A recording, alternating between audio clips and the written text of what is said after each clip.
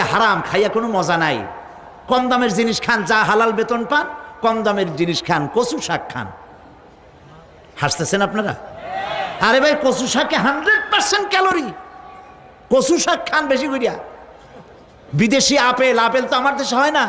বিদেশি আপেল বেশি না খাইয়া দেশের পেয়ারা খান। 2টা আপেলের সমান 1টা পেয়ারা। কোক 7 আপ ইহুদিদের পণ্য না খাইয়া 1টা ডাব খান।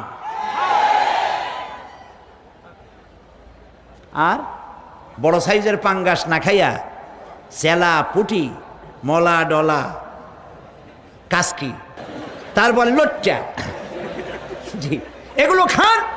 কি হবে? এগুলোর মধ্যে রয়েছে ফসফরাস। খাইলে পরে চোখের দৃষ্টি বাড়তে থাকবে, হার্ট অ্যাটাক করবে না, স্বাস্থ্য ভালো হবে।